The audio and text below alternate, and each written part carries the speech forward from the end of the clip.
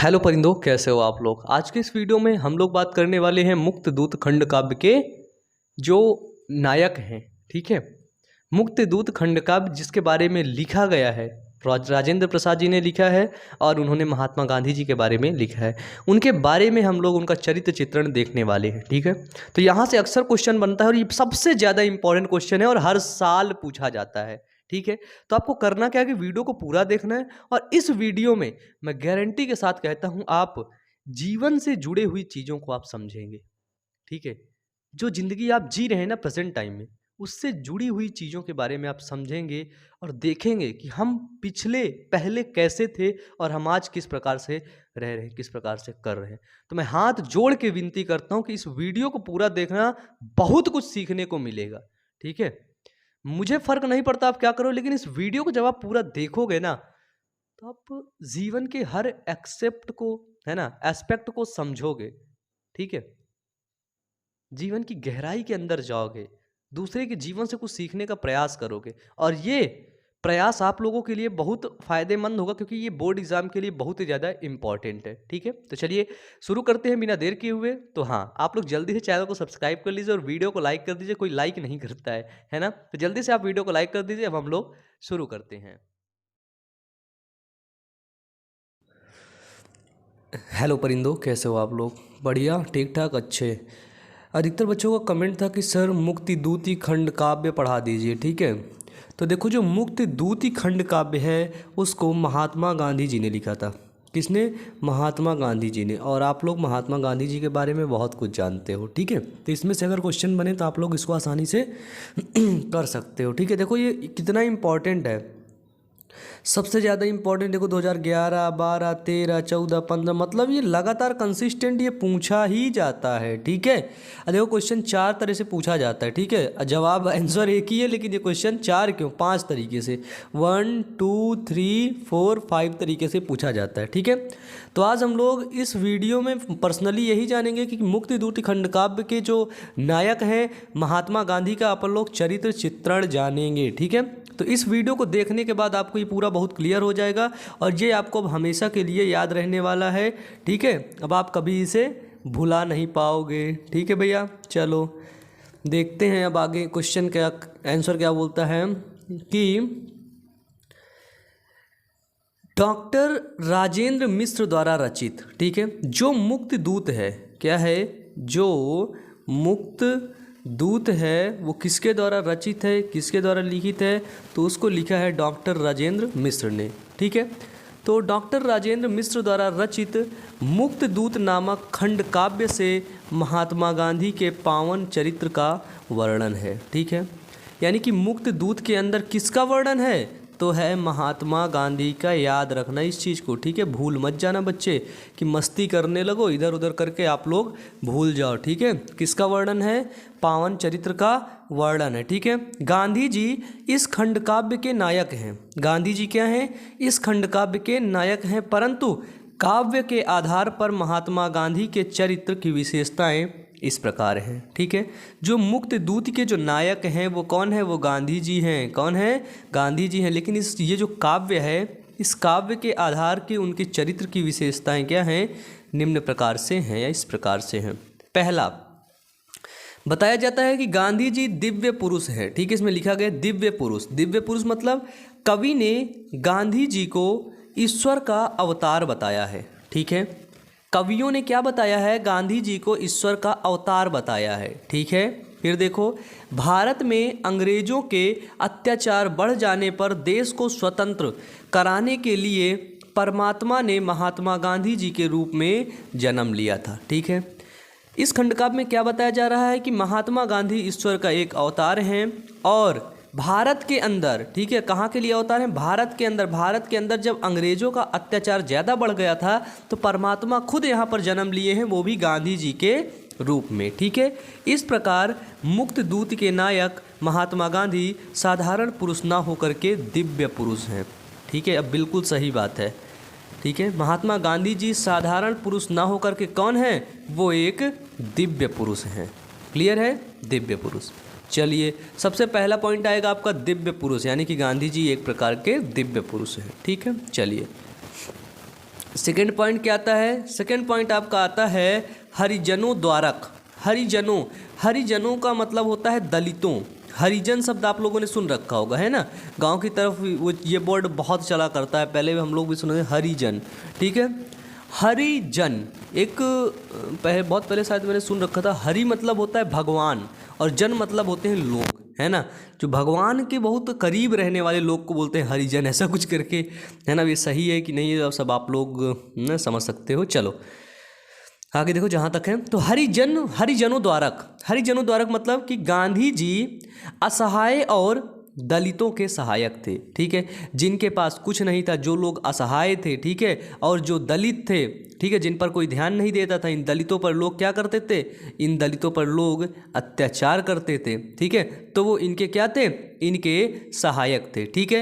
उनकी दुर्दशा देखकर गांधी जी का हृदय वेदना भर जाता था, ठीक है। दलितों की दुर्दशा को देख करके, इस तरह के असहाय लोगों को देख करके उनका जो दिल था ना, वेदना से भर जाता था, मतलब बिल्कुल रो देते थे, बिल्कुल। सोचो मैं भी कहीं बाहर गया, कोई इतना ज़्यादा इंटेंशन हो गया तो बहुत मतलब एक टाइम ऐसा था कि मैं रोड पे रो रहा था, मुझे पता नहीं था, एक छोटे से बच्चे को मैंने देख लिया तो उधर ही रो रहा था मैं। यार बताओ कितना घटिया ज़िंदगी है। चलो ठीक है, इधर देखते हैं। संसार में वे सभी को ईश्वर की संतान मानते हैं, ठीक है। संसार में कौन है? संसार में सभी लोग, ठीक है। यहाँ पे देखिए जाति पाति का बहुत भेदभाव होता है, ठीक है, जातिवाद, और ये सबसे गलत बात है। यदि आप पढ़ने वाले एक विद्यार्थी हैं, ठीक है, आप पढ़ाई कर रहे हैं, तो जातिवाद में कुछ नहीं रखा है, ठीक है। आप इस पर बिल्कुल भी नहीं चलेंगे। आप सिर्फ और सिर्फ किसको महत्व देंगे? आप सिर्फ और सिर्फ महत्व देंगे तो वो देंगे आप एजुकेशन को महत्व। किसको? आप सिर्फ और सिर्फ एजुकेशन को महत्व देंगे और कुछ भी नहीं, ठीक है। ईश्वर को संतान मानते थे। उनका प्रश्न क्या था कि जिन हाथों ने संसार गढ़ा, क्या है कि जिन हाथों ने संसार गढ़ा, क्या उसने हरिजन नहीं गढ़े, ठीक है। तब फिर यह कैसे छुआछूत किस गीता में पाठ पढ़े, है ना। जो हरिजनों के साथ छुआछूत होता था पहले, तो किस गीता में ये लिख रखा है ना, ये चीज़। फिर देखिए गांधी जी साबरमती आश्रम में, ठीक है, आपको पता है गांधी जी का आश्रम कौन सा था? साबरमती आश्रम गुजरात के अंदर है, ठीक है। तो गांधी जी साबरमती आश्रम में हरिजनों को भी रखते थे, ठीक है। बताइए कितना बड़ा दिल था गांधी जी का। गांधी जी मतलब हरिजनों के लिए इन्होंने बहुत कुछ किया, ठीक है। गांधी जी साबरमती आश्रम में हरिजनों को रखते थे और आश्रम के प्रबंधक के विरोध करने पर गांधी जी ने स्पष्ट शब्दों में कहा, जो आश्रम का जो प्रबंधक था ना, वो विरोध किया कि भैया देखो गांधी जी, तुम्हें रहना हो तो रहो, नहीं तो तुम निकल लो, है ना।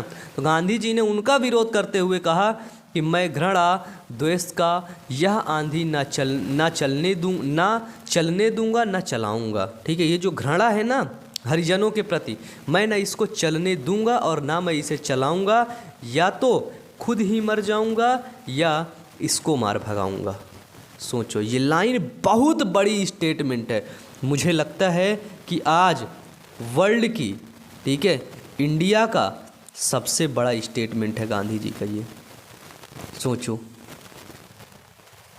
कितनी बड़ी बात बोल गई एक लाइन कि मैं घृणा द्वेष का यह आंधी न चलने दूंगा और न चलाऊंगा, या तो मैं खुद ही मर जाऊंगा या इसको मार भगाऊंगा। समझ रहे हो? ये स्टेटमेंट उन्होंने लिखा, ये स्टेटमेंट उन्होंने पास किया। गजब यार, मानना पड़ेगा। ऐसी मेंटालिटी अगर सबकी हो जाए तो इंडिया को बदलने में वक्त नहीं लगेगा, और मुझे उम्मीद है आप लोग सब सोचेंगे, ठीक है। चलिए फिर आता है गांधी जी का तीसरा पॉइंट आता है हिंदू मुस्लिम, ठीक है, हिंदू मुस्लिम एकता के समर्थक। क्या आता है? हिंदू मुस्लिम एकता के समर्थक, ठीक है। गांधी जी सांप्रदायिक वैर भाव के कट्टर विरोधी थे, ठीक है। जो संप्रदाय स्तर पे लोग लड़ते थे ना धर्म पर, तो इसके गांधी जी बहुत खिलाफ थे, बहुत खिलाफ। जैसे अपने कबीर थे, है ना, सब मतलब बहुत खिलाफ थे, कट्टर विरोधी थे। देख रहे हो? उन्होंने स्वतंत्रता संग्राम में हिंदू मुस्लिम दोनों को साथ लिया था, है ना। उन्होंने क्या किया था? उन्होंने जब स्वतंत्रता संग्राम हुआ था तो उन्होंने क्या किया? हिंदू मुस्लिम को साथ लिया। आपको पता होगा खिलाफत आंदोलन चलाया था, ठीक है। खिलाफत आंदोलन मैंने आपको पढ़ाया है, दो भाई शौकत अली वगैरह चलाए थे, ठीक है। तो खिलाफत आंदोलन को इन्होंने मुस्लिमों के साथ मिल करके क्या किया, उसको बाद में असहयोग आंदोलन बदल दिया, ठीक है। असहयोग आंदोलन, बिना हिंसा के आंदोलन करना चाहते थे गांधी जी, है ना, अहिंसा परमो धर्मा। चलिए फिर देखिए, उन्होंने हिंदू और मुस्लिम एकता का अकथ प्रयत्न किया, ठीक है। वो चाहते थे, ठीक है, गांधी जी का ये मानना था कि जो हिंदू और मुस्लिम है वो हमेशा एक साथ रहे, भाईचारे के रूप में रहे, ठीक है। अब देखो, वे हिंदू मुस्लिम को एक डाली के दो फूल समझते थे। सोचो कितनी अच्छी मानसिकता वाले व्यक्ति हमारे भारत में जन्मे, उन्होंने भारत को आज़ादी दिलाई। और मुझे इस बात का पूरी ज़िंदगी अफसोस रहेगा कि जब गांधी जी थे तब मैं नहीं था। एक बार उनसे मिलने का मौका मिलता तो ज़िंदगी ही बदल जाती, ठीक है। सोचो, वे हिंदू मुस्लिम को एक डाली के दो फूल समझते थे कि मुझे लगते हिंदू मुस्लिम एक डाली के दो फूल। गांधी जी बोलते हैं कि मुझे लगते हिंदू मुस्लिम एक ही डाली के दो फूल, एक ही मोती के दो रूप, एक ही जननी के दो लाल, है ना। ये देखो, तो गांधी जी क्या थे, हिंसा के समर्थक, मतलब अहिंसा के समर्थक थे, ठीक है। हिंदू मुस्लिम एकता के वो समर्थक थे, ठीक है। चलिए चौथा पॉइंट आता है आर्थिक समृद्धि के पोषक, ठीक है। क्या है कि भारत एक गरीब देश है, आपको भी पता है, मेरे को भी पता है। भारत क्या है, एक गरीब देश है। इस बात का गांधी जी ने सदैव ध्यान रखा, ठीक है। सोचो आज के नेता लोग अगर इस बात को ध्यान में रख लेना तो भारत पता है बदल जाए। और इनको बदलने के लिए एजुकेटेड होना बहुत ज़्यादा ज़रूरी है, ठीक है। आपको पढ़े लिखे होना बहुत ज़्यादा ज़रूरी है, ठीक है। देखो, तो गांधी जी ने क्या किया, गांधी जी ने सदैव इस बात को ध्यान रखा कि भारत एक गरीब देश है, ठीक है। उन्होंने गरीबी को दूर करने के लिए स्वदेशी वस्त्रों का निर्माण किया, ठीक है। उनको वो सोचते थे कि भैया इंडिया की गरीबी, भारत की गरीबी किस प्रकार से दूर हो सकती, तो उन्होंने क्या किया, स्वदेशी वस्त्रों का निर्माण किया, विदेशी वस्त्रों का बहिष्कार किया, है ना। यानी कि जो आज विदेशी कंपनियां हमारे इंडिया में लगा करके खूब कंपनी चलती हैं, ठीक है। आज मैं नहीं बोलना चाहूँगा इस स्टेज पे, जब आप सुबह उठते हो ना, सुबह उठने के बाद ब्रश मंजन करते हो ना, उसका ब्रांड देख लेना कहाँ का है। वो कोलगेट यूज़ करते हो और भी बहुत ढेर सारे मंजन यूज़ करते हो, देखना वो ब्रांड कहाँ के हैं सब, ठीक है।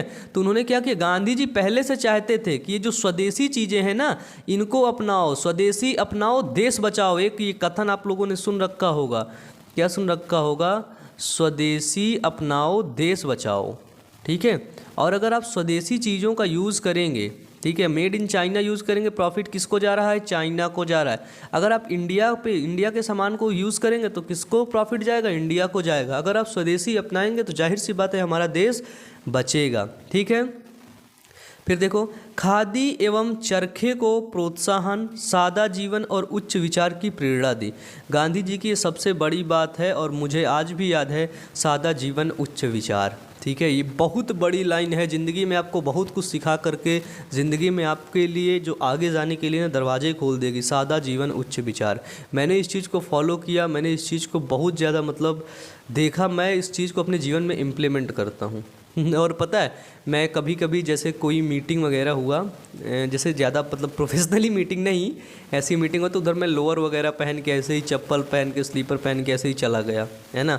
तो वहाँ लोग देख करके मतलब शौक रह जाते हैं कि अरे सर आप ऐसे, है ना।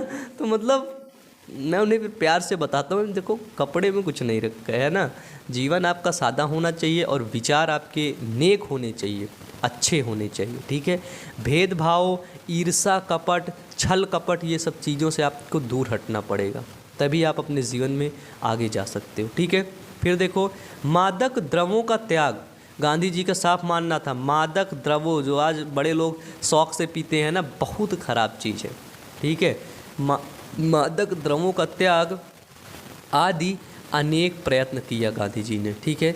गांधी जी ने भारत की दीनहीन दशा को सुधारने के लिए अथक प्रयत्न किए, ठीक है। सोच लो, गांधी जी ने भारत के लिए कितना कुछ किया, ठीक है, बहुत कुछ किया। फिर देखो, छोटा बच्चा भी भारत का है, ठीक है। एक अंगर नंगा भूखा, ठीक है। एक छोटा बच्चा है वो भी भारत का है, और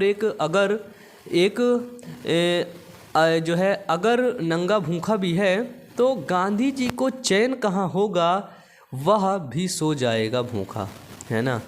सोचो, आपको पता है कि भारत में आज कुछ ऐसी फैमिलीज़ हैं जो खाली एक वक्त का खाना खाने के लिए पूरा दिन वर्क करती हैं, पूरा दिन वो काम करती हैं, ठीक है।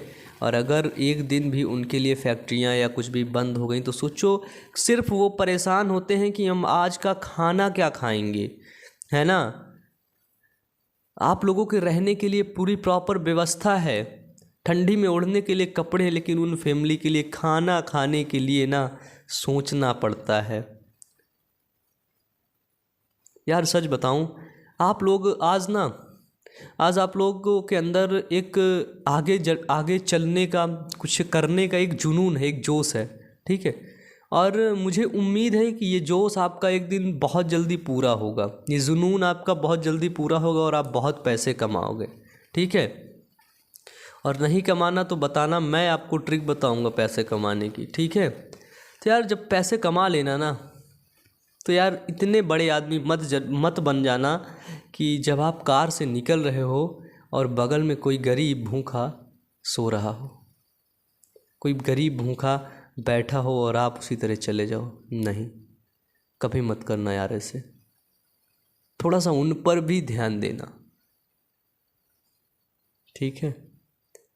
ज़िंदगी में यार बहुत, आप लोग को लगता होगा ना कि हमारी ज़िंदगी बहुत ख़राब है, बहुत ख़राब है। बच्चे कभी मत सोचना, कभी मत सोचना, तुमसे ज़्यादा ज़िंदगी उनकी ख़राब है जो खाली एक दिन काम इसलिए करते हैं ताकि शाम को उनको खाना मिल सके, और वो भी अच्छे खाना की तलाश नहीं, सिर्फ उनका पेट भर सके, सिर्फ वो पूरा दिन इसलिए करते हैं काम। समझ रहे हो। तो आपकी ज़िंदगी बहुत अच्छी है, आप कभी भी अपनी ज़िंदगी को ये मत बोलिएगा, ठीक है। चलिए, 5th पॉइंट क्या है कि अहिंसा और करुणा की मूर्ति, ठीक है। क्या है कि अहिंसा और करुणा की मूर्ति, ठीक है। गांधी जी अहिंसा के पुजारी और करुणा के साकार मूर्ति थे, ठीक है। जो अहिंसा है, ठीक है, उन्होंने हमेशा हिंसा का विरोध किया, वो हमेशा चाहते थे कि हिंसा नहीं होनी चाहिए, ठीक है। गांधी जी ने हमेशा क्या किया, हिंसा का विरोध किया, ठीक है। तो अहिंसा और करुणा की मूर्ति में क्या हुआ कि गांधी जी अहिंसा के पुजारी और करुणा के साकार मूर्ति थे, ठीक है। अंग्रेजों के निकट के समय वे लाभ उठाना और न्याय संगत नहीं मानते थे, ठीक है। कि अंग्रेज़ों के साथ रह के अंग्रेज लोग उनको पैसा वगैरह दे दें, वो कुछ ना बोले, है ना, नहीं, वो देश के लिए लड़ते थे, ठीक है। भारत की दयनीय दशा देखकर उनके हृदय में करुणा का सागर लहराने लगता था, है ना। भारत में इतने गरीब लोगों को देख करके, अंग्रेज़ों के अत्याचार को देख करके उनके हृदय के अंदर जो करुणा का सागर है ना, जो लोगों को सेवा करने का जो सागर है मन के अंदर जो छिप रखा है, वो क्या होता था, वो लहराने लगता था। यार कभी कोई गरीब मिल जाए ना तो मदद कर देना, बहुत खुशी मिलती है, दिल को एक तसल्ली मिलती है ना। 6 नंबर पे आओ कि भारत के मुक्त दूत, ठीक है। देखो क्या इसमें महात्मा गांधी ने भारत को अंग्रेजों से मुक्त कराने के लिए भारतीय स्वतंत्रता संग्राम का कुशल नेतृत्व किया, ठीक है। जो भारतीय स्वतंत्रता संग्राम था, ठीक है, ये किस लिए संग्राम था, भारत को अंग्रेजों से मुक्ति कराने के लिए, है ना, उनको भगाने के लिए। जो उनका कुशल नेतृत्व कौन कर रहे थे, तो गांधी जी कर रहे थे, ठीक है। उनके 30 वर्ष के सतत प्रयासों से भारत की मुक्ति का जो स्वप्न था वो पूर्ण हुआ, ठीक है। सोचो 30 साल लग गए, ठीक है। गांधी जी जब एक बार अफ्रीका में ट्रेन में सफ़र कर रहे थे, तब क्या होता है, उन्होंने मतलब फर्स्ट क्लास की टिकट ले रखी थी, लेकिन वो बोल के एक अंग्रेज बोल करके ये उतार देता है कि तू इंडियन है और तेरे को फर्स्ट क्लास में बैठ करके, है ना, चलने का अधिकार नहीं है। तो गांधी जी वहाँ से चुपचाप चले आते हैं, बिल्कुल अच्छे मन से बोलते हैं, ठीक है, तूने मुझे ट्रेन से बाहर निकाल दिया, है ना, याद रखना बेटा, मैं तुझे अपने देश से भगा दूंगा, ठीक है। तो उन्होंने 30 साल के सतत प्रयास के बाद भारत को आज़ादी दिलाई, भारत को मुक्ति दिलाई, ठीक है। उनके कुशल नेतृत्व में, ठीक है, परतंत्रता की श्रृंखला टूटकर छिन्न भिन्न हो गई, ठीक है। उनका जो कुशल नेतृत्व था उसके अंदर जो पारतंत्रता की जो श्रृंखला थी वो टूट करके मतलब बिल्कुल चूर चूर हो गया, ठीक है। और भारत 15 अगस्त 1947, आप लोग इस डेट को, आपको मतलब बोलने में ना एक अलग खुशी होती है। 15 अगस्त 1947 को क्या हुआ, भारत स्वतंत्र हो गया, भारत क्या हो गया, भारत आज़ाद हो गया, ठीक है। 15 अगस्त 1947 को भारत स्वतंत्र हो गया। अंत वे सच्चे अर्थों में भारत के मुक्त दूत थे, ठीक है। भारत के मेन मुक्त दूत सच्चे दिल से, सच्चे अर्थ से गांधी जी को माना जाता है, जिन्होंने 15 अगस्त 1947 में सतत प्रयास करने के बाद सन 1947 को 15 अगस्त के दिन भारत को उन्होंने आज़ाद करवा दिया। सोचो कितनी बड़ी बात कर दी पूरे भारत को। आज उसी भारत में हम लोग बैठ करके, है ना, एक क्राइम को डिज़ाइन करते हैं, हम लोग बैठ करके एक हिंसा करने का प्रयास करते हैं। और सोचो इस भारत को आज़ाद करवाने के लिए गांधी जी ने कितने साल अपने लगा दिए, अपनी पूरी जीवन इसी में लगा दी। गांधी जी चाहते ना तो अंग्रेज़ों से डील करके ना बिल्कुल रॉयल लाइफ जीते, ठीक है।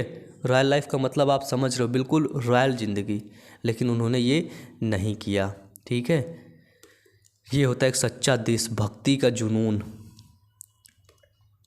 7वां पॉइंट क्या है, सम्मान और पद के निर्लोभी थे, ठीक है। गांधी जी क्या थे, सम्मान और पद के निर्लोभी थे, ठीक है। उन्होंने यह नहीं कि अगर उन्हें ज़्यादा सम्मान दे रहे हो तो वो तुम्हारी तरफ हैं और नहीं दे रहे हो तो नहीं है, बिल्कुल नहीं। अगर वो काम अच्छा है और तुम उन्हें सम्मान दो या फिर ना दो, गांधी जी तुम्हारी तरफ ही हैं, ठीक है। और तुम सोच रहे हो अगर उनको अच्छा कोई पद दे दोगे तो तुम्हारी तरफ आ जाएंगे, बिल्कुल नहीं। तुम अच्छा कर रहे हो तो तुम्हारी तरफ हैं, बुरा कर रहे हो तुरंत वो हट जाएंगे, तुम्हें मारेंगे भी, तुम्हें पिटाई भी करेंगे, ठीक है। फिर देखो गांधी जी का त्याग एवं बलिदान एक आदर्श है ना। गांधी जी का जो त्याग है और जो बलिदान है वो एक आदर्श है। उन्होंने भारत को अंग्रेज़ों से मुक्त कराने के लिए अपना सर्वस्व समर्पित कर दिया, है ना। अपना सर्वस्व समर्पित कर दिया मतलब सब कुछ वो समर्पित कर दिया, उनके पास कुछ नहीं बचा था, है ना। तभी आप लोग देखते एक धोती और एक कुर्ता के सहारे उस बंदे ने पूरे भारत को आज़ाद करवा दिया। सोच सकते हो क्या मेंटेलिटी रही होगी, ठीक है। उन्होंने जीवन भर अनेक यातनाएं भोगी, ठीक है, और संघर्ष करते रहे। वो क्या किए कि वो जीवन भर अनेक यातनाएं थी, बहुत दुख से, मतलब बहुत दुख से उन्होंने अपने जीवन को काटा और वो संघर्ष हमेशा करते रहे, ठीक है। भारत के स्वाधीन होने पर जब गांधी जी का लक्ष्य पूर्ण हो गया तब उन्होंने संघर्षपूर्ण राजनीति से संन्यास ग्रहण कर लिया। ये जो राजनीति करके उन्होंने भारत को आज़ादी दिलाई उससे उन्होंने क्या कर लिया, उससे उन्होंने संन्यास ले लिया। सोचो आदमी भारत को आज़ाद करवाया था और आज़ाद करवाने के बाद ये बिल्कुल रॉयल लाइफ जी सकते थे इंडिया के अंदर रह करके, लेकिन इन्होंने उससे संन्यास ले लिया। क्या सोच थी बताइए। मान सकते हैं कि नहीं एक ऐसा व्यक्ति होना चाहिए। आदमी अगर एक 10 रुपये का चीज़ भी खरीद के किसी को देता है ना तो 50 साल उसको गाता है, लेकिन इन्होंने पूरे भारत को आज़ाद करवाने के बाद जिस राजनीति से इनका घर चलेगा, इनका पैसा मिलेगा, घूमेंगे टहलेंगे, लेकिन उससे इन्होंने संन्यास ले लिया पूर्ण रूप से। फिर देखो क्या लिखा है कवि लेखक ने कि लड़ाई मेरी हुई समाप्त, ठीक है, लड़ाई मेरी हुई समाप्त, विदा ओ जीवन के जंजाल, ठीक है। जो जीवन के जो जंजाल हैं उनसे वो विदा लेना चाहते थे, ठीक है। नया गांधी बन तुम्हें स्वदेश, ठीक है। जो नया गांधी है, नया गांधी बन तुम्हें स्वदेश, करेगा प्यार जवाहरलाल, ठीक है। तो उन्होंने अपनी सब जितना भी जो वो था वो उन्होंने जवाहरलाल नेहरू पर उन्होंने छोड़ दिया, ठीक है। फिर उन्होंने नेतृत्व किया और उन्होंने जैसा भी है भारत की राजनीति को, ठीक है, और इस राजनीति को उन्होंने संभाला, उन्होंने काम किया, ठीक है। चलिए ये जो भारतीय कांग्रेस पार्टी है ना बहुत पहले से चलती आ रही है, ठीक है। लास्ट पॉइंट बचता है आपके पास कि इस प्रकार गांधी जी के देवतुल्य मानव, ठीक है। गांधी जी को माना जाता है कि ये भैया देवता हैं, ठीक है, ये देवता हैं जिन्होंने पृथ्वी पर क्या किया, जब पृथ्वी पर और भारत पर भ्रष्टाचार हो रहा था, आतंक हो रहा था, तब इन्होंने क्या किया, जन्म लिया और लोगों की मदद की। ठीक है, तो गांधी जी देवतुल्य मानव, स्वतंत्रता के अग्रदूत, हरिजनों के उद्धारक, ठीक है, भारत की आर्थिक समृद्धि के पोषक, निर्लोभी, अहिंसा प्रेमी थे। ठीक है, वो हिंसा बिल्कुल भी नहीं चाहते थे, लड़ाई दंगा मारपीट गाली गलौज के बिल्कुल वो खिलाफ रहते थे। ठीक है, फिर देखो, वे सत्य, अहिंसा, करुणा, प्रेम, उदारता, सहानुभूति, समता, देश प्रेम आदि मानवीय गुणों के साकार रूप थे। ठीक है, आप भी इनमें से कम 2 या 3 गुणों को अपने अंदर इम्प्लीमेंट कीजिए, अपने अंदर उसको रखिए। ठीक है, उनको रखिए, उनको जन्म दीजिए, उन पर सोचिए। ठीक है, चलिए तो यहाँ पर देखते हैं फाइनली आपका ये ख़त्म होता है। ठीक है, हमने पढ़ लिया है, बहुत अच्छे तरीके से समझ लिया है। अब मुझे उम्मीद है कि अगर ये आपके अब बोर्ड एग्ज़ाम में आता है तो आप इसमें से अच्छा करके आओगे, आप इसमें से लिख करके आओगे, है ना, आप इसमें से अच्छा करोगे। और मुझे पूरा उम्मीद है कि आप लोग क्या करोगे, आप लोग बोर्ड एग्ज़ाम में अच्छा खासा परसेंटेज लेकर के आओगे, अच्छे नंबर लेकर के आओगे। ठीक है, और अपने बड़े भाई बायो अमन का नाम रोशन करोगे। ठीक है, अपने बड़े भाई बायो अमन का नाम और अपनी इस प्यारी सी इंस्टीट्यूट बायो अमन पॉइंट को हमेशा याद रखोगे। ठीक है, चलिए आज का वीडियो यहीं तक। तो आप लोग क्या करिए, वीडियो को लाइक कर दीजिए, चैनल को जल्दी से सब्सक्राइब कर दीजिए और वीडियो को शेयर कर दीजिए। पूरे वीडियो में मैंने नहीं बोला है कि आप लोग लाइक शेयर सब्सक्राइब करिए, ठीक है, लेकिन अब आप लोग कर दीजिए, नहीं मुझसे नहीं रहा जाएगा अब, ठीक है। चलो तो फाइनली वीडियो ख़त्म होता है, पढ़ते रहिए, मेहनत करते रहिए। Wish you all the best, thank you.